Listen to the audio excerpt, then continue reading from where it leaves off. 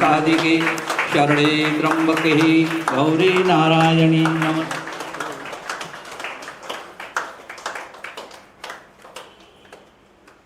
भारत माता की, भारत माता की, भारत माता की, भारतीय पेंशनर मंच जिंदाबाद।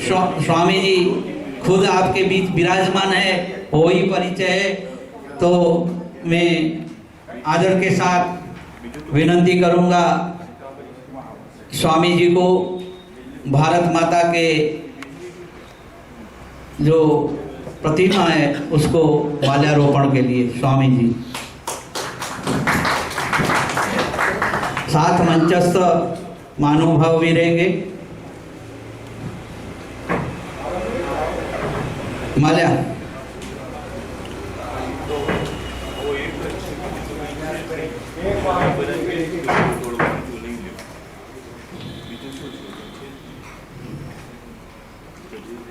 शुभं करोतु कल्याणं आरोग्य धन संपदा शत्रुबुद्धि विनाशाय दीप ज्योतिर्नमस्तुते दीप ज्योतिर्जनार्दन दीप ज्योति हरतु मे पाप दीप ज्योतिर्नमस्तुते। ओम अग्निर्ज्योतिर्ज्योतिर्यग्नि स्वाहा सूर्यो ज्योतिर्ज्योतिर्सूर्य स्वाहा अग्निर्वर्चो ज्योतिर्वर्च स्वाहा ज्योति सूर्यः सूर्य ज्योति स्वाहा। ओम भूर्भुवस्सुवः कर्म साक्षी दिवस देवताभ्यो नमः। ध्यानार्थे गंधम पुष्पम अक्षतान् समर्पयामि ततो नमस्कारं करोमि।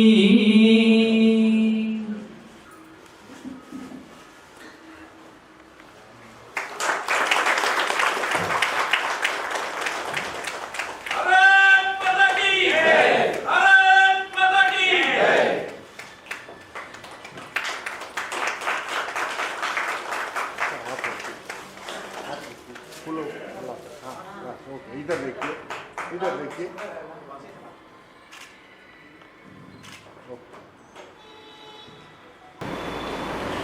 ओम सदाशिवसमारम्भां शंकराचार्यमध्यमाम् अस्मदाचार्यपर्यन्तां वन्दे गुरुपरम्परां। श्रुतिस्मृतिपुराणानाम् आलयं करुणालयं नमामि भगवत्पादं शङ्करं लोकशङ्करं शङ्करं शङ्कराचार्यं केशवं बादरायणं सूत्रभाष्यकृतो वन्दे भगवन्तौ पुनः पुनः। ओम सहना भवतु सहनौ भुनक्तु सह वीर्यं करवावहै तेजस्विनावधीतमस्तु मा विद्विषावहै। ओम शांति शांति शांति।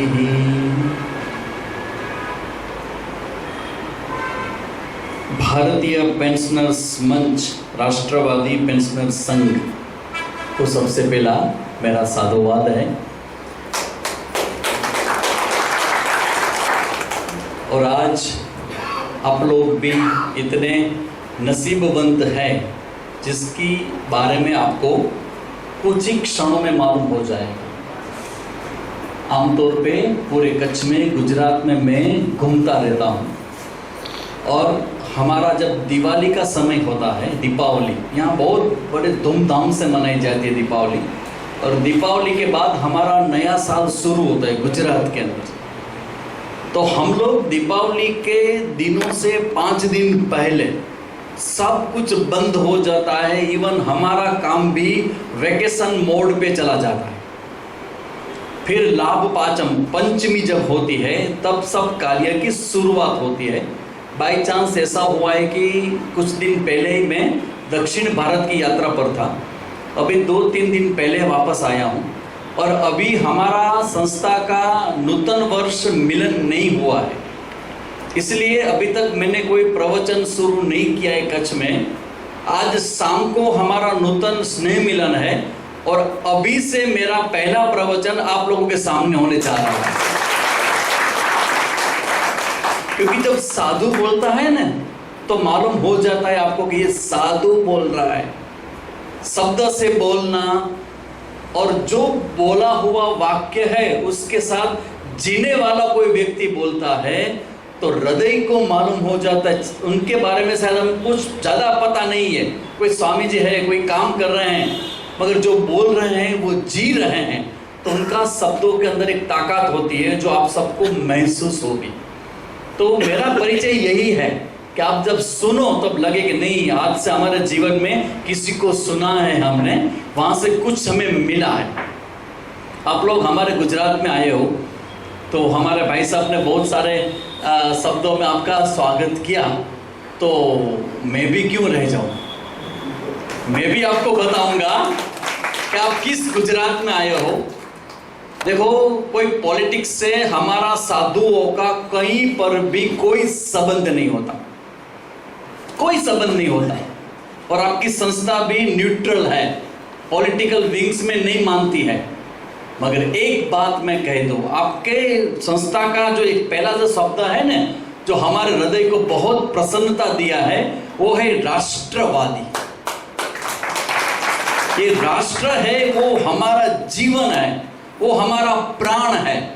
और हमारा वैदिक सनातन धर्म ही ऐसा है जो हमें सिखाता है कि जहां पे रहते हैं ना, वो भूमि हमारी मां कहलाती है।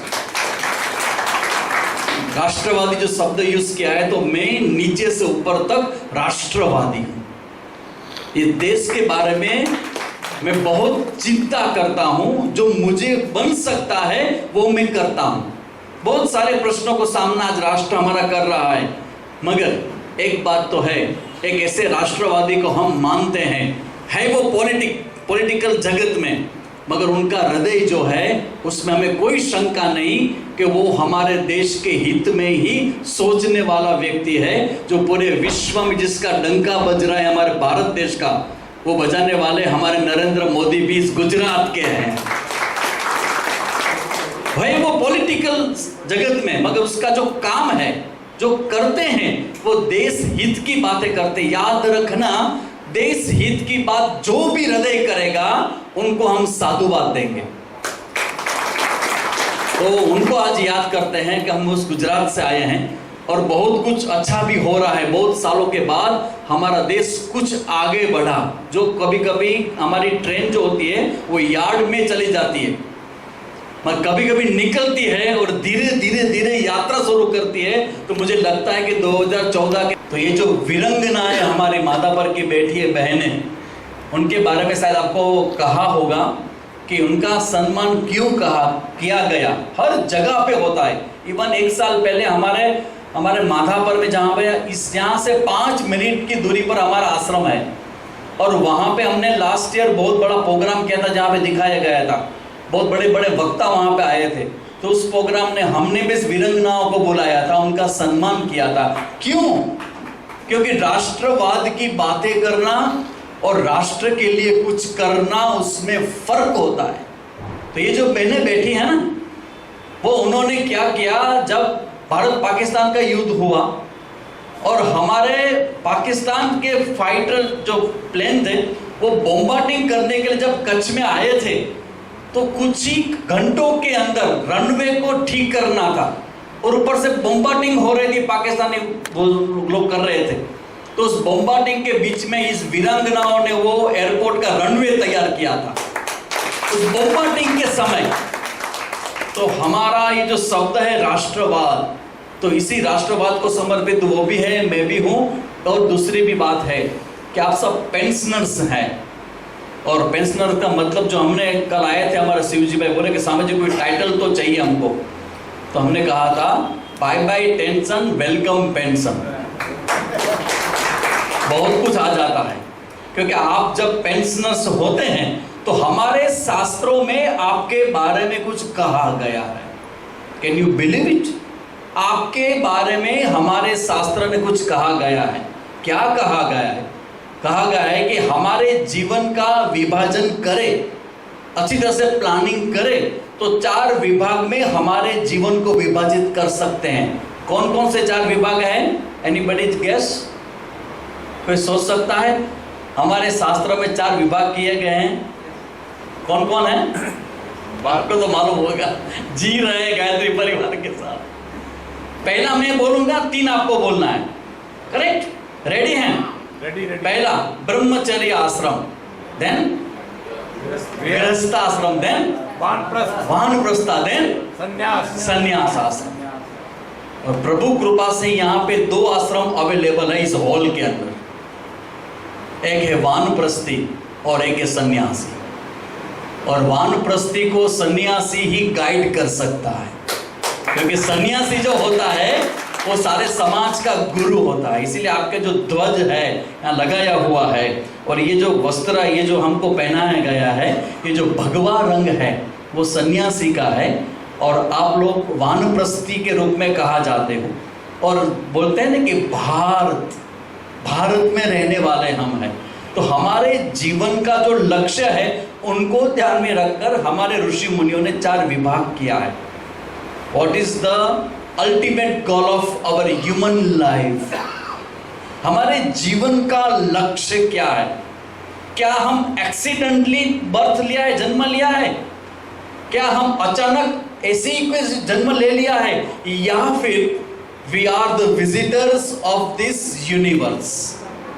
हम यहाँ एक यात्री के रूप में आए हैं, इस पृथ्वी पर यात्रा करने के लिए आए हैं। और सिर्फ यात्रा नहीं, कुछ प्राप्त करने के लिए आए हैं। और अगर आपको ये मालूम नहीं कि क्या प्राप्त करने के लिए आए हैं, हो सकता है आपकी यात्रा विफल हो जाए। तो हम यहाँ आए इस पृथ्वी पर एक ही बात के लिए आए, जस्ट टू ग्रो, विकसित होने के लिए आए हैं। और विकसित कैसे होना है? फिजिकल तो अपने आप हो ही जाते हैं, कुछ नहीं करना पड़ता। बाल को सफेद करना है तो उसके लिए क्या करना पड़ता है? कोई बता सकता है? बालों को सफेद करना है तो क्या करना पड़ता है?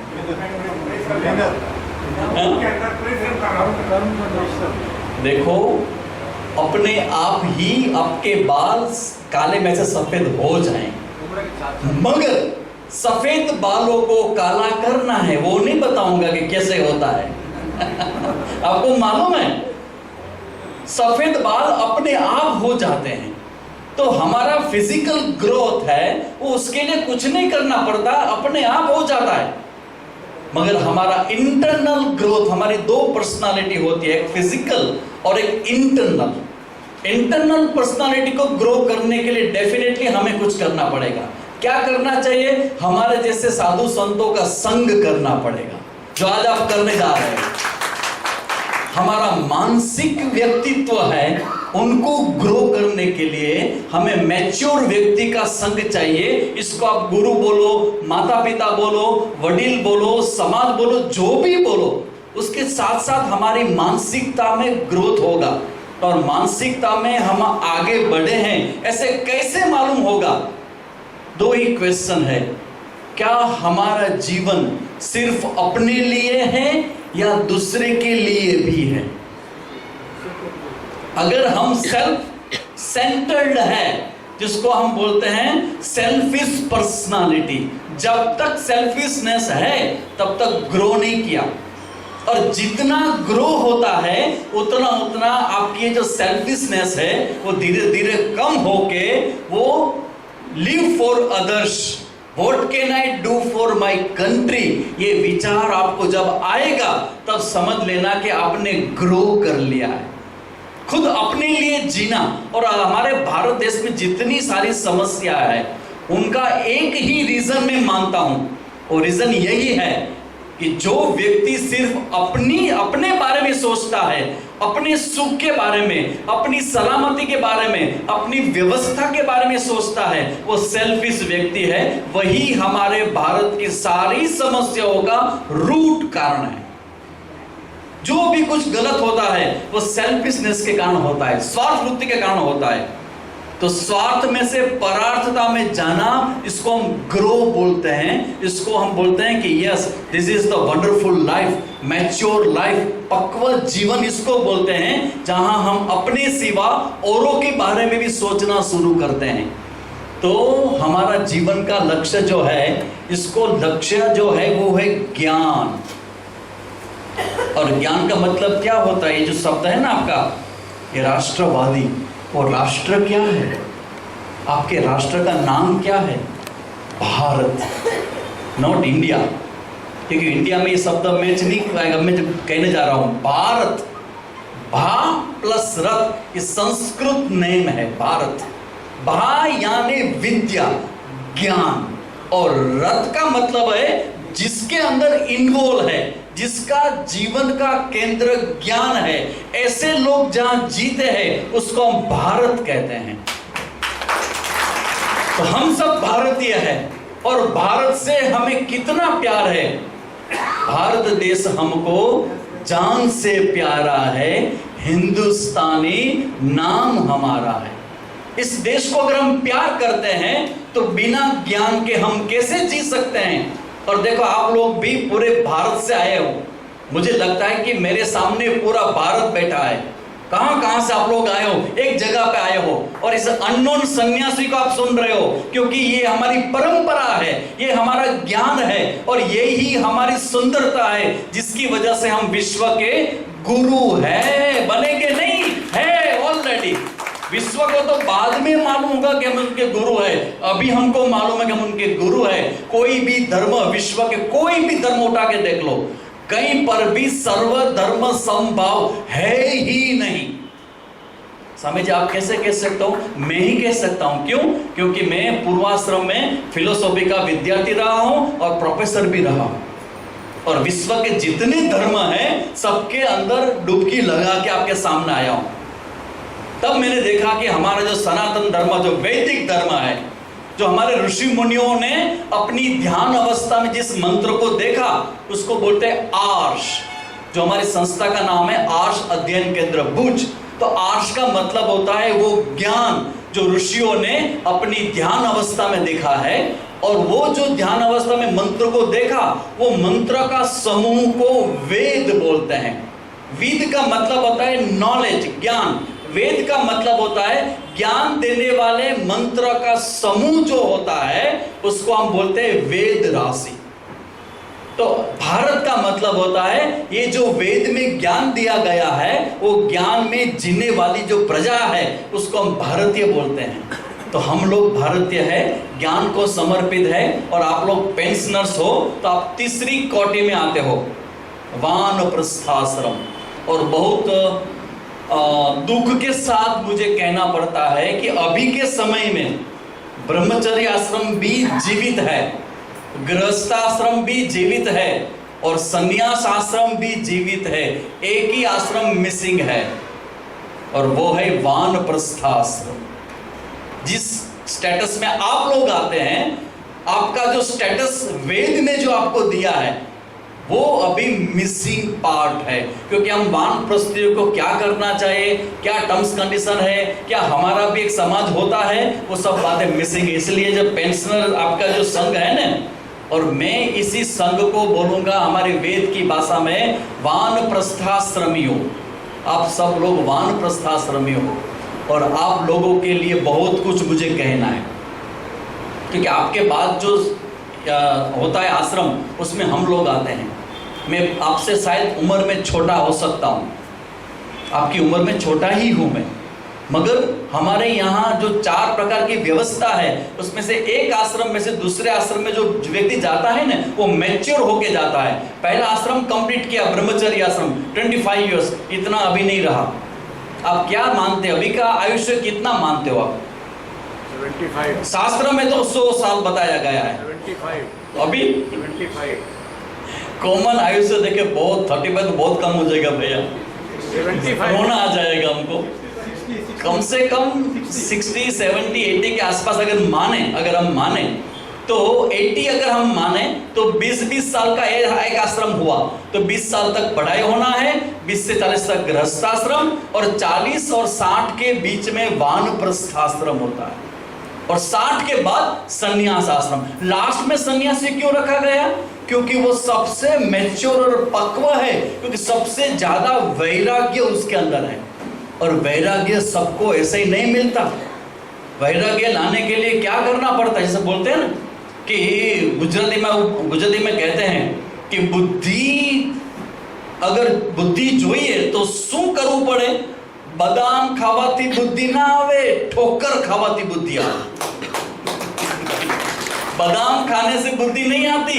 जीवन में जब आपको टक्कर लगती है और घर से जब आपका अपमान होता है, आपके अपने बेटे बेटियां भी आपको साइड कॉर्नर करके आगे बढ़ जाते हैं, तब आप कॉर्नर में बैठे बैठे रोते हो, तब जीवन का अर्थ मालूम होता है कि व्हाट इज लाइफ। ये हमारे जीवन का यही तो अर्थ है। और हमें और आप लोग मैच्योर हो। मैं मानता हूं कि समाज में सबसे कीमती 2 ही आश्रम है, एक संन्यास आश्रम और दूसरा वानप्रस्थ आश्रम। क्यों? क्योंकि वो सब अनुभव से निकल चुके हैं। हो सकता है आप सफल नहीं हो सकता है जीवन में जहां पहुंचना था वहां नहीं पहुंचे हो, मगर अपने बेटे बेटियों को मेरी ये बात बता देना कि कभी कभी निष्फल व्यक्ति भी हमारे जीवन के लिए बहुत इंपॉर्टेंट हो जाता है, क्योंकि उससे हमें मालूम होता है कि क्या नहीं करना चाहिए। अगर हम सफल नहीं है फिर भी हम आपको आशीर्वाद देने के रूप में है। क्यों? क्योंकि हमने निष्फलता का अनुभव किया है, हमें मालूम है कि ये नहीं करना चाहिए और हमने कर दिया। Please take care of your life. आप अपने बेटे बेटे को बोल सकते हो, यहां पे ध्यान रखना, हमने गलती कर दिया है, आप मत करना। तो ये वानप्रस्थ आश्रम जो है ना, वो आश्रम में कुछ वेद की कुछ कंडीशंस है, जो हमारा भाई साहब हमारे आर्य समाज से रिलेट करते हैं, उनको मालूम होगा कि क्या क्या कंडीशंस है वानप्रस्थियों के लिए।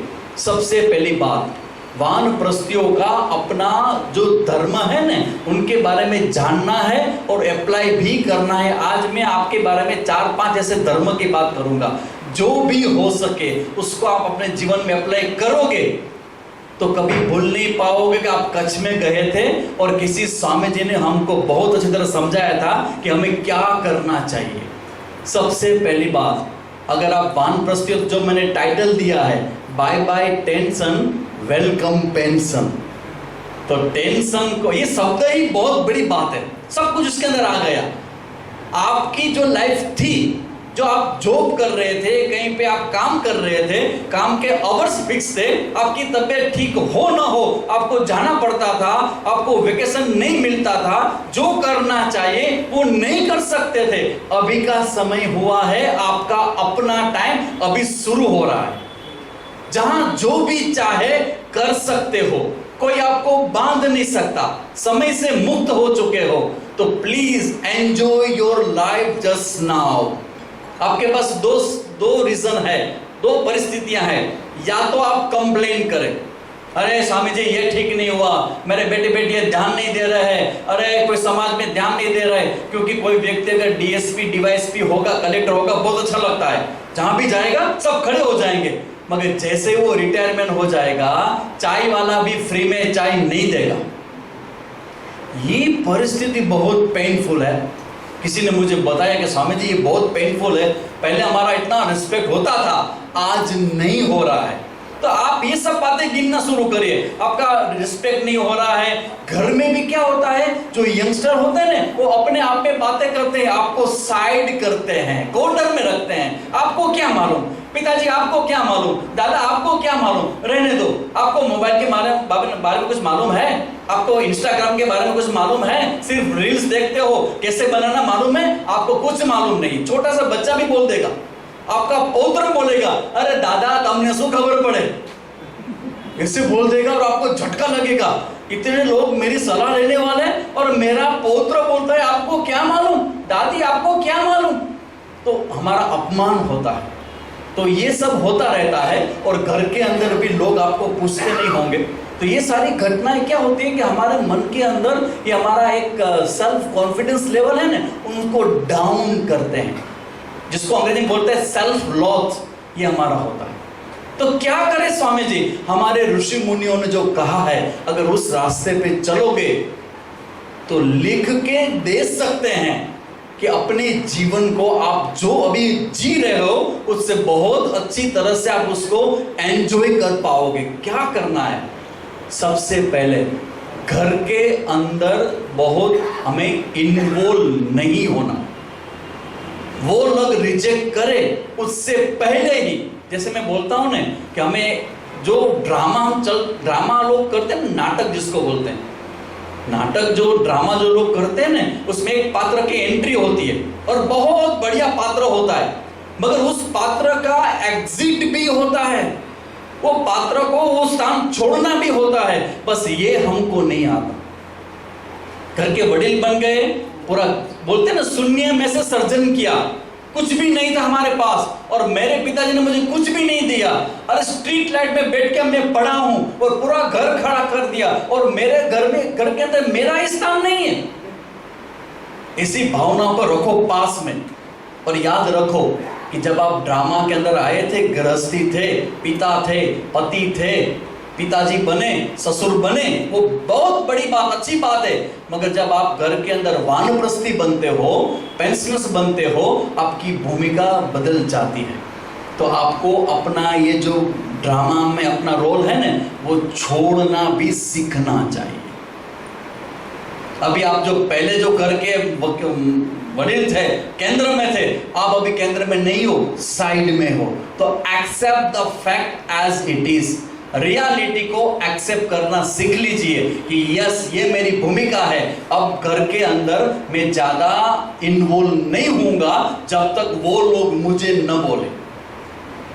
तो अपना जीवन खुद बनाओ, अपनी दिनचर्या खुद बनाओ और ऐसी बनाओ कि वो देखकर ही आपके पुत्र, पौत्र, बहू, बेटे जो सब है उनके लिए आप आइडियल हो जाओ।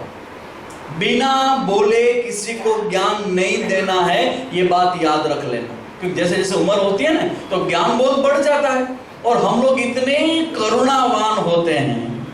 अभी देखेंगे जब किसी को भी माइक दिया जाएगा माइक का आकर्षण इतना बढ़ जाता है और आपके जैसे सुनने वाले लोग आ जाएंगे, ये पूरा दिन यही रहने वाले हैं और मुझे बोल दिया जाए कि स्वामी जी टाइम की कोई चिंता नहीं, अगर ऐसा बोल दिया जाए तो आप लोग जीवन के ऐसे मैच्योर स्थान पे पहुंचे हो कि आपके पास अनुभव शेयर करने के लिए बहुत सारे कुछ हैं, तो बोलने की बहुत इच्छा होगी। मगर याद रखना, जब तक सुनने वाले की जिज्ञासा न हो तब तक बोलना नहीं चाहिए। आप बोलोगे ना, पता है क्या होगा? वैल्यू नहीं होगी। मैं अपने अनुभव से बोल रहा हूँ। स्वामी जी आपका अनुभव, कच्छी वाले सुनना नहीं, अभी कच्छ के लोग सुनना नहीं, मेरा अपना अनुभव है। जब मैं कच्छ में नया नया आया ना तो मुझे लगा मैं वेद के बारे में, उपनिषद के बारे में सब कुछ जानता हूँ, सबको मैं ज्ञान दूंगा, सबको मैं चेंज कर दूंगा, परिवर्तन कर दूंगा, अरे पूरे कच्छ को मैं परिवर्तन कर दूंगा। 7 साल लगे, 7 years, और परिवर्तन हो गया। लोगों के अंदर नहीं, मेरे अंदर मुझे मालूम हो गया कि लोग ऐसे चेंज नहीं होंगे जब तक उनकी जिज्ञासा नहीं होगी और मैं उनके घर जाकर समझाऊंगा ना तो मेरी वैल्यू और मेरे ज्ञान की वैल्यू नहीं होती। तो ये बात याद रखना कि जब तक पूछा न जाए, कहा न जाए, तो अपने ज्ञान को नियंत्रित रखना, अपने जेब में ही रखना। जब जरूरत आए ना तब वो पत्ता निकाल, तो आपका रिस्पेक्ट रहेगा। हाँ, करुणा से बोल दे, आपके छोटा बच्चा भूल कर रहा है तो उनको बोल दो कि बेटा ध्यान रखना, यहाँ पे तो गलत होगा तो मुश्किल हो जाएगी, बस इतना बोलना, आग्रह नहीं करना। क्योंकि आपके अंदर करुणा है ना, आपका पौत्र, आपकी पौत्री, छोटी सी बेटी है, छोटे छोटे कपड़े पहनकर निकलते, आपको दिल के अंदर कितना पेन होगा कि ये क्या जी रहे हैं लोग। ऐसे भी कोई जिया जाता है, ऐसे भी कपड़े पहन जाता है, आपके माइंड के अंदर वो नहीं है और वो वही मानते हैं, तो क्या होगा? हमारा उनका क्रैश होगा और आप बोले बिना नहीं रह पाओगे और डांटोगे, ऐसे कपड़े पहनते हैं, तेरे को मालूम नहीं है कितना प्रॉब्लम होता है। वो आपको सुनेगी नहीं, भाग जाएगी आपसे। हाँ, आप बोल दो उनको, बेटी ये ठीक नहीं है, अगर तेरे को ठीक लग रहा है तो कर, मगर मुश्किल ही होगी तो धीरे से आप बात बोलकर छोड़ दोगे ना, तो उसके माइंड के अंदर रहेगा, जब प्रॉब्लम होगा ना तब आपकी वैल्यू ज़्यादा अच्छी हो जाएगी। दादा ने कहा था नहीं करना है, मैंने कर दिया। तो मैं चाहता हूँ आपका रिस्पॉन्स, आपका जो रिस्पेक्ट है वो बना रहे, वो मैं चाहता हूँ, क्योंकि आप रिस्पेक्टफुल व्यक्ति हो। पूरे जीवन का अनुभव, जैसे उपनिषदों में कहा गया है, परीक्षे लोकान कर्मचित्तान निर्वेद ब्राह्मणो मायात। ये मुंडक उपनिषद में कहा गया है, परीक्षे लोकान, लोकान यानी अपने अनुभव, अपने जीवन के अनुभव की परीक्षा करो और कंक्लूड करो कि आपके जीवन का लक्ष्य क्या है। अभी कुछ समय पहले ही कहीं मैं गया था और एक व्यक्ति को बहुत बड़ी बीमारी हो चुकी है और बहुत कुछ अपने जीवन में प्राप्त किया। उस व्यक्ति ने पैसा कमाया है, प्रतिष्ठा है, सब कुछ उनके पास है, उनके पास जितनी संपत्ति है उनके अंदर जो शून्य है आप गिन नहीं पाओगे। ऐसे व्यक्ति को मैं मिल के आ रहा हूँ और व्यक्ति ने मुझे बोला कि स्वामी जी अब मेरे पास समय नहीं है, अब डॉक्टर बोल रहे हैं कि पता नहीं आप कितने समय पसार कर पाओगे, मगर आज मैं आपसे बात करना चाहता हूँ। बोले क्या है? बोले कि स्वामी जी अब से मेरे जीवन का लक्ष्य है मोक्ष की प्राप्ति करना, और समय नहीं है। और कंक्लूजन परफेक्ट, मोक्ष के लिए, मोक्ष का मतलब ज्ञान के लिए। बोले कि मैंने पैसा इकट्ठा किया, प्रतिष्ठाएं प्राप्त कर दी, व्यवस्थाएं खड़ी कर दी, सब कुछ मेरा नाम है, सब कुछ है, मगर आज हॉस्पिटल के अंदर मैं 6 महीने से 1 साल से पड़ा हूं, आज मेरा कुछ भी काम नहीं आ रहा है, तो मैं मोक्ष के लिए अपने जीवन को समर्पित करता हूं। उसको बोलते हैं परीक्ष लोकान कर्मचित्तान निर्वेद ब्राह्मणो मायात। संसार के सुख से, संसार की जो भी हमारी गेन है, प्राप्ति है, उसकी मर्यादा को मैंने पहचान लिया है। वरना आप लोग भी मुझे पूछ सकते हो, आप पूछोगे तो नहीं, आप लोग मुझे पूछ सकते हो स्वामी जी छोटी उम्र में इधर की ओर क्यों मुड़ गए, क्या प्रॉब्लम था? कुछ घर में प्रॉब्लम था या हार्ट ब्रेक हुआ, किसी ने ना बोल दिया, क्या हुआ? लोग पूछते हैं मुझे कि आप सन्यासी क्यों बने, मतलब आपने अपने जीवन का लक्ष्य भगवान को क्यों बनाया, ज्ञान को क्यों बनाया? जीवन में तो बहुत कुछ एंजॉय करने जैसा है। तब मैंने बताया कि भाई पिछले लाइफ में मैंने सब एंजॉय कर चुका हूँ और बचपन से ही मालूम था कि ये सब करने, रिपीट करने से कोई फायदा नहीं, बेटर है मैं कुछ आगे की सोचूं। और जिसके लिए भगवान ने मुझे शरीर दिया है, तो शरीर का उपयोग सिर्फ और सिर्फ ज्ञान के लिए करना है। वो मुझे 60 इयर्स का मैं जब था ना, तब से मुझे मालूम। तो ये अगर लक्ष्य आपका क्लियर हो जाता है, इसको बोलते हैं परीक्ष लोकान। इसका मतलब होता है कि आपका जीवन का लक्ष्य आप अच्छी तरह जानते हो, वानप्रस्थी हो, तो आपके जीवन का लक्ष्य है नेक्स्ट पारी की तैयारी करना। नेक्स्ट पारी का मतलब होता है, क्रिकेट के बारे में आप कुछ जानते होंगे। जब कोई क्रिकेट खेलता है तो जब वो उसका बैटिंग पूरा हो जाता है तो घर जाकर वो सो नहीं जाता। सचिन तेंदुलकर जो क्रिकेट का भगवान है, उनको पूछा गया कि आपने सेंचुरी लगा दी, अब क्या करोगे? कि बस घर जाकर दूसरे दिन से मैं प्रैक्टिस शुरू करूंगा। तो क्यों? सेंचुरी लगा दी, अब क्या है? सेंचुरी लगा दिया है, मगर नेक्स्ट पारी की तैयारी भी तो करनी है। और मैं आपको पूछूं कि अभी आप यहाँ पर पहुँच चुके हो, तो कभी कभी आपको सपना भी आता होगा कि शायद आप चले जाएंगे, फिर क्या होगा? खाली खाली कुर्सियाँ हैं, खाली खाली तंबू है, सब चला जाएगा, क्या करोगे आप? तो ये विचार आप 100% आपको आता होगा, क्योंकि जब हम उस स्थिति में जाते हैं ना, तो किसी की मृत्यु को देखते हैं ना, तो हम अपनी मृत्यु को भी याद करते हैं। यंगस्टर में कुछ नहीं होता, यंगस्टर जो युवा लोग होते हैं ना, वो मानते हैं कि हम मरने वाले ही नहीं। युधिष्ठिर को पूछा गया कि कौन सा ऐसा बात अनुभव है जो सबसे आश्चर्यजनक है, तो युधिष्ठिर ने बोला कि भगवान, सब लोग दूसरे व्यक्ति को स्मशान छोड़ने जाते हैं, मगर छोड़ने वाले कभी ये मानने को तैयार नहीं कि वो भी मरने वाले हैं। और आप मैच्योर हो, आप देख रहे हो कि आपके आसपास में आपके मित्र गया, अब वो गए, वो गया, ये गया, आपकी भी बारी आएगी, सबकी बारी आएगी, 1 by 1। तो अगर मृत्यु को देख रहे हो तो याद रखो कि मृत्यु के बाद की एक आपकी यात्रा है, क्योंकि आप लोग विजिटर्स हो। कहाँ के लिए विजिटर्स हो? कच्छ के लिए तो हो ही हो जीवन के लिए भी विजिटर्स हो। आप सबने यहाँ आए हो, आगे यात्रा करनी है। और जैसे हमारे गुजरात में क्या होता है, अगर यहाँ से हरिद्वार की यात्रा करनी है ना, तो साथ में डिब्बा भर के देते हैं मम्मी पापा, डिब्बा लेके जाओ। नाश्ते जो गुजराती लोग होते हैं ना, उनसे दोस्ती कर लेना, क्योंकि उनके पास बहुत अच्छे अच्छे खाने पीने की वस्तु बहुत अच्छी होती। डिब्बा भर के जाते हैं, और जब ट्रेन में जाते हैं ना तो थेपला, ढोकड़ा, खाखरा, ये सब निकलता है डिब्बे के अंदर। क्यों? क्योंकि यात्रा के अंदर हेल्पफुल होता है। तो मैं ये कहने के लिए आया हूं कि अब आपकी नेक्स्ट जो यात्रा है उसके लिए डिब्बे में कुछ भर के जाना, ताकि आपको यात्रा में हेल्पफुल रहेगा। क्या करना है? आपके अपने अच्छे कर्म आपके साथ आने वाले हैं, और आपके जो बुरे कर्म है उनका इफेक्ट भी आपके हृदय के साथ जुड़ा हुआ चला आएगा। अच्छे कर्म, जैसे मैं बोलूं कि स्वामी जी बन के ये शिव जी भाई मेरे पास आए और बोले कि स्वामी जी हमारे यहाँ प्रोग्राम है, आप आना और वहां आके प्रवचन करना, तो मेरे ज्ञान जो मुझे दिया है वो किसी प्रकार की एक्सपेक्टेशन रखे बिना आपको जब मैं बताता हूं तो मेरा ये कर्म अच्छा हुआ कि नहीं हुआ? तो अच्छा कर्म हुआ, उसका फल क्या होगा? अच्छा ही होगा डेफिनेटली। हमारे यहाँ कर्म का सिद्धांत है, भगवत गीता पूरी कर्म के सिद्धांत को बता रही है कि जो आप करोगे वही आप पाओगे। तो अभी भी आपके पास टाइम है, समय है, आपका शरीर चलता फिरता है, तो अच्छा कर्म कर देना, दूसरों के लिए करना। ये जो शब्द है ना राष्ट्रवादी, तो राष्ट्रवादी का मतलब होता है राष्ट्र के लिए जीने वाला व्यक्ति। तो अपना जीवन देश को समर्पित कर देना, तभी आपका काम हो जाएगा। देश का भी हो। कैसे कर सकते हो? जैसे 5-10 बच्चों को इकट्ठा करो, उनसे स्टोरी बताओ। अपने छोटे छोटे बच्चे, बहुत बड़े नहीं, क्योंकि जो व्यक्ति बड़ा होता है ना वो सुनने के काबिल नहीं रहता। इसलिए लोग बोलते हैं कि स्वामी जी बड़े लोगों को समझाना है, छोटे लोगों को समझाना चाहिए। आप ही मुझे बताओ किसको समझाना चाहिए? यंगस्टर्स को, बच्चे को, या बड़े व्यक्ति को? बड़े बच्चों को। क्यों? बड़ा तो अपने को पागल बताएगा। वाह, परफेक्ट। क्योंकि हम लोग बुद्धिमान है ना, है कि नहीं? हम सब बुद्धिमान है।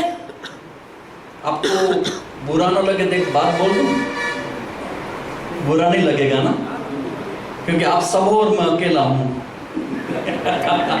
पहली मुलाकात है, मगर बता देता हूं कि जो हमारी बुद्धि है ना, वही कभी कभी हमारे जीवन के अंदर न्यूसेंस बन जाती है। हमारे ग्रोथ के लिए वही हमारा लिमिटेशंस बन जाती है। हम जानते हैं, हमें मालूम है क्या स्वामी जी बोलते हैं, उसमें से ये ठीक था, ये ठीक नहीं था, ये सही था, ये गलत था। ये विचार जो आज तक हमने इकट्ठा किया अपनी बुद्धि है ना, वही और हमारे और भगवान के बीच में वही आती है। अगर बुद्धि को छोड़ दिया जाए तो नरसिंह मेहता मीराबाई बनकर भगवान हमारे सामने प्रकट हो जाए। तो उसके लिए क्या करना है? बच्चों को ज्ञान बांटी, जो मैं कर रहा हूँ। छोटे छोटे बच्चों को इकट्ठा किए, उनको ज्ञान दीजिए। स्कूल कॉलेज में जाइए, क्योंकि स्कूल कॉलेज में क्या होता है कि टीचर्स लोग पढ़ाना नहीं चाहते हैं, उनको फ्री पीरियड चाहिए। तो मैंने ये देख लिया कि मैं जब जाऊंगा, टीचर बोलेंगे हमारे बच्चे रखो स्वामी जी आपके पास। मैंने बोला मुझे वही चाहिए, बच्चे दे दो बस। 1 घंटे के अंदर बच्चों के, अगर मैं आपके माइंड को चेंज कर सकता हूँ, सोचिए आप, तो बच्चों के माइंड को तो ऐसे में खा जाऊंगा। अभी तक जो बोला गया कि अभी तक जो हम स्कूल में गए बोलते कि स्वामी जी आप 1 घंटा प्रवचन करते हो, क्या होता है आप ही देख लो। सिर्फ अभी आपसे बात करते करते हुए मुझे सिर्फ आधा घंटा हुआ, और आपके मन में कितना चेंज आ गया। तो बच्चे होते हैं ना, वो हमसे बेहतर होते हैं। तो उनके माइंड में अगर ये बात मैं उतार सकूं कि भारत हमारा देश है, ये ऋषियों की परंपरा हमारी अपनी परंपरा है, वेद सबसे ऊपर हैं, अगर ये बात भगवत गीता के बारे में उनको अगर बता दूं और उसके बारे में उनको प्रेम हो जाए, तो वो आगे जाके हो सकता है कि कोई ना कोई अच्छा व्यक्ति बन के देश की सेवा में लग जाएगा।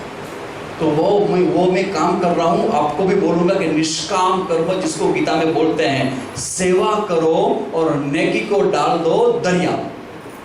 अच्छे काम करो और भूल जाओ कि हमने किया। तो अच्छे काम पूरे दिन में याद रखना, सोते समय याद करना कितने अच्छे काम किए हैं, क्योंकि आप वानप्रस्थी हो। दूसरा नियम, वानप्रस्थी को वेद में बोलते हैं कि उनको मंत्र अनुष्ठान करना चाहिए। मंत्र अनुष्ठान, पता है क्यों? हमारा 2 शरीर है, तीसरे शरीर के बारे में बात नहीं करोगे, वैसे तो 3 है। स्थूल शरीर है, सूक्ष्म शरीर है, तीसरा एक कारण शरीर। तो ये जो सूक्ष्म शरीर है वो हमारे साथ चलने वाला है, स्थूल शरीर तो अग्नि के हवाले कर दिया जाएगा। हमारा जो सूक्ष्म शरीर जिसको मन बुद्धि चित्त अहंकार बोलते हैं, अगर उनको प्योरीफाइड करना है ना तो उनके लिए बेस्ट तरीका है अनुष्ठान करना, मंत्र अनुष्ठान। कोई भी मंत्र पसंद कर लो, श्री कृष्ण शरण मम बोल दो, ओम नमो भगवते वासुदेवाय बोल दो, श्री राम जय राम, जिस भगवान में भी आपकी श्रद्धा है उस मंत्र का अनुष्ठान करे। 2 माला, 5 माला, 10 माला, 15 माला। एक बहन ने मुझे कल ही फोन किया कि स्वामी जी नए साल में हमने अनुष्ठान लिया है 1 साल का, और ओम नमो भगवते वासुदेव की हर रोज 40 माला हम करेंगे तो 1 साल में 12,000 माला हो जाएगी। 12,000 का मतलब होता है 12 लाख मंत्र। कोई भी मंत्र के अंदर जितने अक्षर होते हैं इतने लाख दफा वो मंत्र बोल दिया तो मंत्र सिद्ध हो जाएगा। तो वानप्रस्थियों को क्या करना है?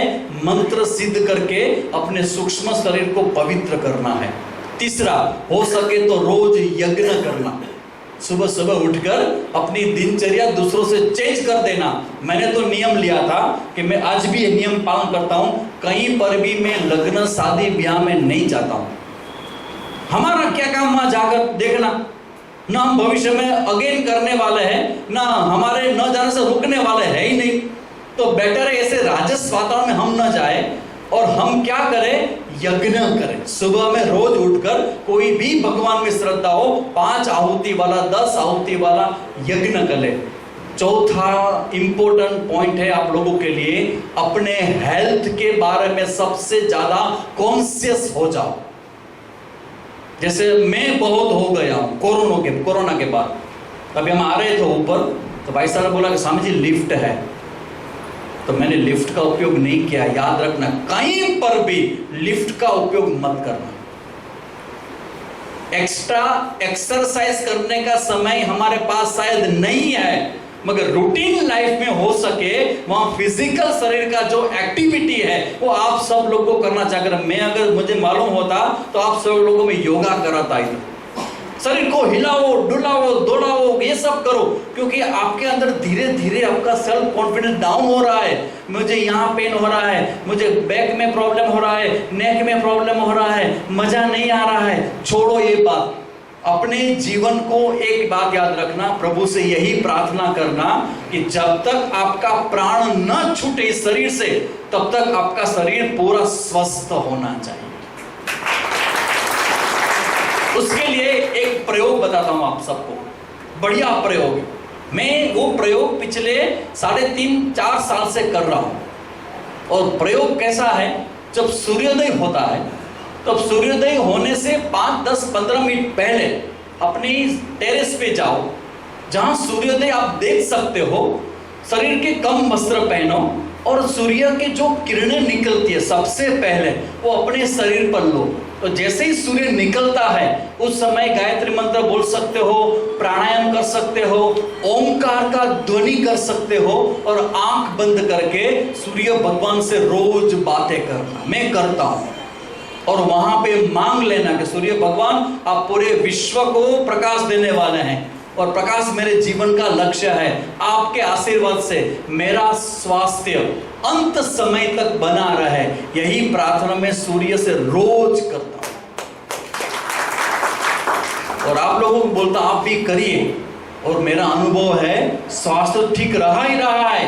मगर उसके बाद जो जो आप संकल्प करोगे ने वो संकल्प आपका सूर्य भगवान की कृपा से पूर्ण होगा। मैं करता हूं और आपको बता रहा हूं कि ये भी आप करिए, प्राणायाम करिए, योगा करिए।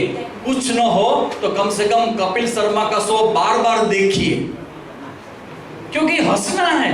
हमारे जीवन में हमें अगर कंप्लेन करेंगे, नेगेटिव के लोगों मुंह होता है ना ऐसे पड़ा हुआ, वो कंप्लेन ही करते हैं। अरे यात्रा में गए, कच्छ में गए, कुछ व्यवस्था नहीं थी, अरे ये प्रॉब्लम था, खाने पीने का ये नहीं था। अरे होता है सब जगह पे, मगर जितना अच्छा किया उतना तो उसको रिस्पेक्ट दे। जो बोला भाई साहब ने, तालियां बजाए।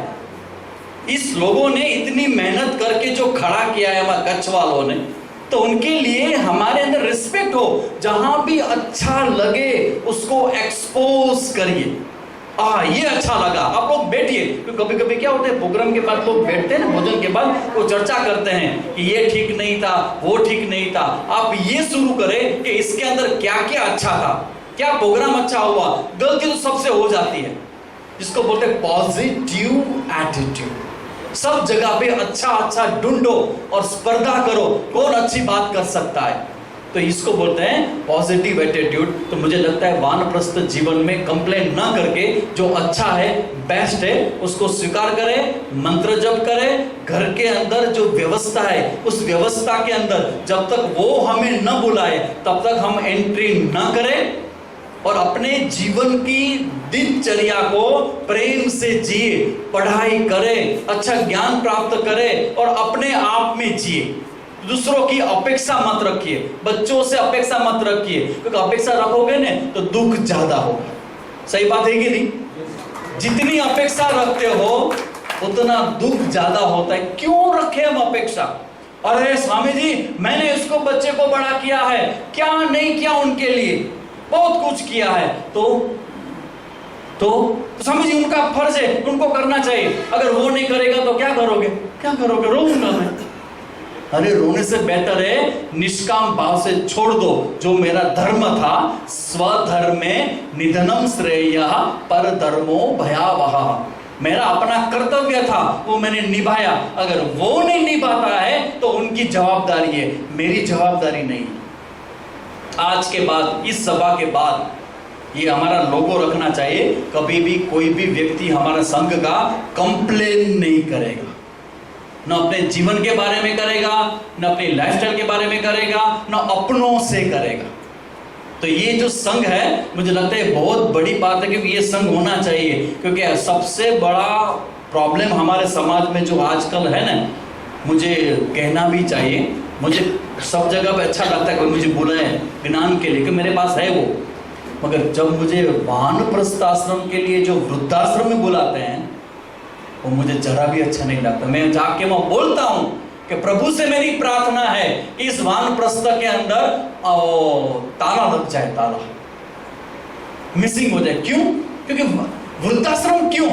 वानप्रस्थ आश्रम इज वंडरफुल, जहां आप अपनी इच्छा से जाते हो मगर बच्चे रखते नहीं है, इसलिए वानप्रस्थ के व्यक्तियों को वृद्धाश्रम में जाना पड़ता है। वो सबसे बुरी बात है। जिस बच्चों को, जिस बेटे बेटियों का आपने बड़ा किया, वही आपका रिस्पेक्ट न जाकर आपको वहां रहना पड़े। और एक प्रैक्टिकल बात बता दूं आपको, प्रैक्टिकल बात, सन्यासी हूं फिर भी बता रहा हूं, आप अपनी संपत्ति अपने बेटों के नाम कभी भी मत करना जब तक जी रहे हो, कभी भी मत करना। हाँ, आपके जाने के बाद 100% उनको मिले, जब तक आप जी रहे, कितने भी अच्छे बेटे बेटी क्यों ना हो, फिर भी ये बात याद रखना, प्रैक्टिकली बोल रहा हूं, जो भी आपके पास है वो आपके साथ रहे, आपके जाने के बाद ही उनको मिलना। क्योंकि कभी भी क्या हो सकता है मालूम नहीं, आपका बेटी तो आपका बेटा है, मगर आने वाली बहू शायद आपकी हो ना हो, मालूम नहीं है। ये कान के अंदर बोलता हूं मैं, याद रखना आप लोगों के लिए है, बी केयरफुल। क्योंकि आप जब मेरे सामने आए हो तो आपके कल्याण की जो भी बात मुझे ध्यान में आए, वो मुझे निष्कंटक कोई भी डर रखे बिना कहना चाहिए। तो वो मैं बोल रहा हूं। अब बोले कि स्वामी जी होकर ये क्या बात कर रहे हो? ये इसलिए कर रहा हूं, प्रैक्टिकली मेरे सामने केस आते हैं, स्वामी जी रोते हैं लोग, मैं जाता हूं वृद्धाश्रम में, कितना बड़ा किया और बेटे पर विश्वास किया, सब उसके नाम पे लिख दिया और बेटा आकर मुझे यहाँ रख गया। तो ये बात याद रखना। और भगवान का ये जो जगत बना है ना, बहुत बढ़िया बना है, और भगवान ने बहुत बढ़िया चीज आप लोगों को दिया है, वो है मोबाइल।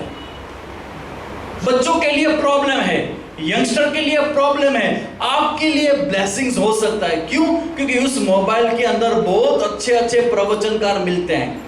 जैसे हमारे वृंदावन के एक स्वामी जी आते, बहुत अच्छा बोलते हैं, सुनिए उनको, अपने जीवन को अच्छा बनाइए, जो भी है अच्छा अच्छा करिए, मॉर्निंग वॉक करिए, योगा करिए, प्राणायाम करिए, यज्ञ करिए, अच्छे अच्छे पुस्तक बांचिए, हो सके तो आपके जैसे लोगों का ग्रुप बनाइए, व्हाट्सएप ग्रुप बनाइए, उसके अंदर जोक रखिए, हंसिए, हंसाइए।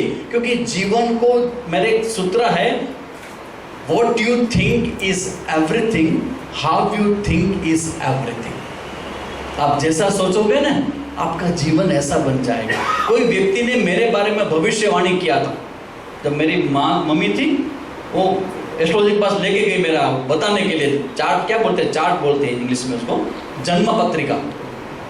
तो बोल दिया कि अरे ये तो न घर का रहेगा, न घर के लोगों का रहेगा, न उनके पास पैसा रहेगा, दूसरों के पैसे पर जीने वाला रहेगा, मांग मांग कर जिएगा, और कोई अपना रिलेटिव नहीं रहेगा, अकेला रहेगा। ये सब बात बोला तो मेरी मम्मी रोने लगी। मेरा बेटे का जीवन ऐसा होगा, न परिवार रहेगा, न पैसा रहेगा, मांग मांग कर खाएगा, मेरा बेटा भिखारी बनेगा। आगे उन्होंने कर दी और आगे सही भी निकली। मगर देखो, आपके सामने एक ऐसा व्यक्ति है जो जो बात कहा था सब है, मगर रिस्पेक्ट के साथ में रह रहा हूं, सन्यासी बनकर रह रहा हूं। जो लोग मुझे दक्षिणा देते हैं, भोजन कराते हैं, वो खाकर मैं रहता हूं, मगर मेरा जीवन कितना रिस्पेक्टफुल है। देखिए आप, उसका मतलब होता है अगर नेगेटिव भी हो मगर आपका अप्रोच पॉजिटिव है तो नेगेटिविटी आपका गुण बन जाएगी, आपके अंदर ये अच्छा सा लक्षण बन जाएगी। तो यही कहने के लिए आया हूं कि मैं अच्छा जी रहा हूं। आप बोलते हैं कि हमारे जीवन में कोई नहीं है, मैं तो फिजिकली प्रैक्टिकली बोलता हूं कि मेरे जीवन में कोई नहीं है, न मेरा आगे न पीछे न भविष्य नहीं है, मेरा कुछ नहीं। जहां मैं रह रहा हूं आश्रम, वो भी मेरा नहीं है, वो हमारे एक जो दाता है उनके नाम से है। कल कोई प्रॉब्लम होगा तो मैं रोड पे आ जाऊंगा, मगर क्या दिखता है आपको मेरे फेस पे? ये कोई चिंता, ये भय, ये फरियाद, बहुत कुछ है? कभी भी नहीं। जो भी है बढ़िया है, अच्छी तरह से जी रहा हूं। कल जो जी रहा था उससे आज अच्छा जीने का संकल्प रोज करता हूं। आप मुझे बताइए, अभी मैं जो बोला शायद 45 मिनट हुआ, कैसा बोला? बहुत अच्छा बोला ना। अब कोई मुझे पूछे स्वामी जी आपको कैसे लगा, तो मैं बोलूंगा आज शाम को जब मैं बोलूंगा ना, इससे अच्छा मैं बोलूंगा। और अगर कल मुझे बुलाएंगे आप, तो आज जिससे बोला हूं ना उससे भी अच्छा मैं बोलूंगा। ये मेरा लक्ष्य होता है कि मैं हर रोज ग्रो करूं, हर रोज नया सीखूं। और आपको अच्छा लगा है, मेरे मन में एक अच्छी बात आती है, पता नहीं कितनी अच्छी है, प्रैक्टिकली कितना सत्य है कि नहीं। एक मुझे आपके सामने प्रपोजल रखना है, और साधु तो रख सकता है ना। तो मेरी प्रपोजल ऐसी है कि आप लोग जब हमारे कच्छ में गेस्ट बन के, मेहमान बन के आए हो, हम भगवान को भी बोलते हैं, कृष्ण को भी बोलते हैं कि कानूड़ा अगर आजा हमारे गुजरात में मेहमान बन के, तब मालूम होगा मेहमान गति क्या होती है। तो आप जब कच्छ में आए हो और हमारा आश्रम यहाँ से 5 मिनट पर है, हो सके तो रात को, आप पता नहीं आपका प्रोग्राम फिक्स है वो सब फिक्स, मगर बात रख के जाता हूँ, या तो आज रात का भोजन के लिए आप हमारे आश्रम में आइए, हम आपको भोजन कराएंगे, साथ में बैठेंगे। और जो बात रह गई है वो क्या रह गई, आपका और हमारा प्रश्नोत्तर रह गया। टाइम तो पूरा हो गया है मेरा। प्रश्नोत्तर का मतलब होता है आपके मन में जो जो क्वेश्चंस है, अभी आपको मालूम हो गया कि आप जो पूछोगे स्वामी जी 4 और 6 लगाएंगे, जवाब दे देंगे। तो प्रश्नोत्तर का जो बात है उनका समय नहीं रहा है, तो हो सके तो आज रात को या फिर कल सुबह में ब्रेकफास्ट के लिए भी हमारे आश्रम की मुलाकात ले सकते हैं। तो हम लोग बैठकर, साथ बैठकर आप लोगों के साथ, जिसको बोलता है ना कि कोई बोलता है कि स्वामी जी आप जो आपके पिता भी नहीं है, माता है, माता पिता, मगर मैं हमारा संबंध पूरा हो गया, तो बोलता है कि स्वामी जी जो व्यक्ति माता पिता का, भाई बहन का नहीं हुआ वो किसका होगा?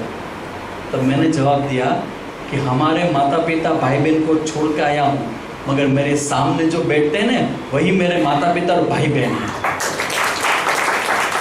आप ही मेरा परिवार हो, पहली दफा मिल रहे हैं, मगर मेरे लिए पूरे भारत के वासी जितने भी हैं वो सारों के सारे वो मेरे माता पिता और भाई बहन के रूप में है। और मेरा परिवार की भावना बहुत विस्तृत है, क्योंकि पूरा भारत मेरा अपना शरीर है, और उस भारत में रहने वाले हर कोई भारत के प्रति मेरा हृदय की धड़कन धड़क रही है कि मैं क्या करूं, what can I do for my country. कि जो मेरे विचार है उस विचार के साथ जी रहा हूँ। इसलिए बोल रहा हूँ कि आपका टाइट शेड्यूल के बीच में भी अगर रात को ऐसे फैमिली बैठक जिसको बोलते हैं कि स्वामी जी ऐसा प्रॉब्लम है, क्या करें, घर वाले ऐसा होता है, मेरे मन में ऐसे फियर आते हैं, क्योंकि कभी कभी इस उम्र में फियर बहुत आते हैं, रात को डर लगता है और कभी कभी मृत्यु का डर बहुत लगता है, क्या करें स्वामी जी। तो ऐसे ऐसे मन के अंदर जो भी आपके प्रश्न, आप तो यहाँ जिस काम से आए वो तो कर ही लें, और साथ साथ में एक एक्स्ट्रा बेनिफिट भी है कि यहाँ जब आए हो गुजरात हमारे कच्छ में, तो कच्छ के अंदर कोई साधु भी रहता है, अगर उनका संग होता है, कभी कभी आपके जीवन का जो आंसर कहीं से भी नहीं मिला, हो सकता है वहीं से भी मिल जाए।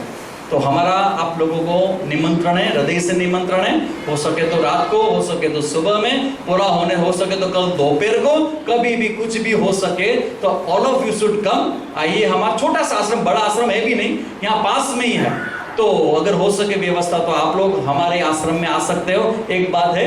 और दूसरी बात जो मैंने सबको आप बताया कि वानप्रस्थ जीवन जो होता है वो भगवान के घर जाने की तैयारी के लिए है।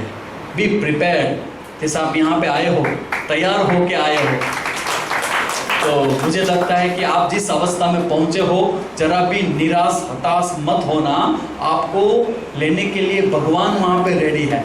तो जब भगवान का सामना होगा तो आपका जीवन कैसा होना चाहिए, अभी भी आपके पास समय है। कभी कभी होगा कि आपका शरीर ठीक नहीं, जिससे आप सब लोग अपने आप चल के यहाँ आए, जरूरी नहीं कि रोज आप ऐसे कर पाओगे, शरीर चलना बंद हो जाए, उससे पहले सीखना हो तो कुछ सीख के जाना। पॉसिबिलिटी है आपके पास, समय है, शरीर है, स्वास्थ्य को ध्यान में रखना।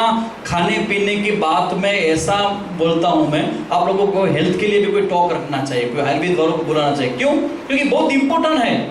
जिसकी उम्र 45-50 के पार कर देती है, उन लोगों को कभी भी रात को भोजन नहीं करना है, 50 के बाद नहीं करना है, क्योंकि हमारे अंदर मन तो अभी भी बच्चा है, वो तो अभी भी गुलाब जामुन को एक्सपेक्ट करेगा, आएगा स्वीट में क्या है, अरे कच्छ के अंदर तो हमारे यहाँ बहुत अच्छा स्वीट मिलते, सब खिलाएंगे आपको, वो अच्छा है, दोपहर का वो अच्छा है, रात को भोजन नहीं करना है। अगर करना ही है तो हल्का फुल्का ही करना। एक सिद्धांत मैंने अपने जीवन में अप्लाई किया है, आप भी करना, कि जितना स्टफ जो बनी हुई वस्तुएं है, जितना अंदर जाए, कम जाए, उतना अच्छा रहेगा। क्योंकि अभी आपका जो संघर्ष है ना, वो साइकोलॉजिकल वो तो है ही है, मगर फिजिकल ये है कि आपके शरीर के अंदर कोई रोग ना हो जाए, क्योंकि रोग होने के बाद हम दूसरे पर डिपेंड हो जाते हैं। तो भगवान से मैं रोज यही प्रार्थना करता हूँ कि मेरा शरीर ऐसा ना हो कि मुझे किसी की हेल्प लेनी पड़े। तो उसके लिए मैं अपना ध्यान रखूं, खाने में ध्यान रखूं, अपना वॉकिंग नियमित करूं, सूर्य नमस्कार रेगुलर करूं, प्राणायाम करूं, और मेडिटेशन और प्राणायाम को छोड़ना ही नहीं। आपकी उम्र के लोगों को कम से कम 3 टाइम्स, सुबह दोपहर शाम, कम से कम 5-10 मिनट का मेडिटेशन का अभ्यास करना ही चाहिए। कम से कम आंख बंद करो, श्वास जैसे ऊंडे श्वास लेते हैं, डीप डीप ब्रीथिंग करते हैं, वो प्राणायाम करने के बाद सिर्फ अपने श्वास को देखिए, सिर्फ 2 मिनट 5 मिनट, और कुछ मत करिए, प्राण को देखते रहिए, प्राण को देखते रहिए। अगर वो करोगे आपका मन शांत होगा। लास्ट में आपकी जो लास्ट की तैयारी है, पता नहीं उस समय मैं आपके आसपास होऊंगा कि नहीं होऊंगा, अभी से आपको बता दे दो आपको क्या करना है।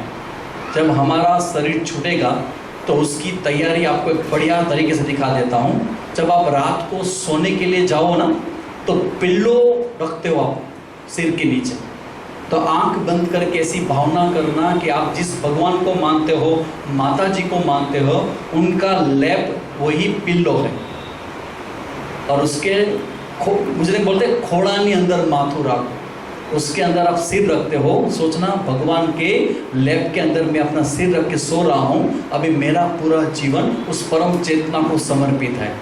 कल मैं जगूं या न जगूं, मेरा जो भी है सब कुछ तेरा। गुजराती में से बोलते हैं, गुजराती में से बोलते हैं, एक जोक है, बहुत सुंदर समझने जैसा जोक है। जो तू एम कहे कि आ मारो, ये मेरा है, ये मेरा है, भगवान जीव को बोलते हैं। अगर तू ऐसा बोलेगा ये मेरा है, ये मेरा है, ये मेरा है, तो मैं तेरे को मारूंगा, ममत्व है। और तू बोलेगा कि भगवान ये तेरा है, ये तेरा है, तो मैं तेरे को तार दूंगा। तो माइक बंद हो सकता है, मेरी आवाज बंद नहीं हो सकती।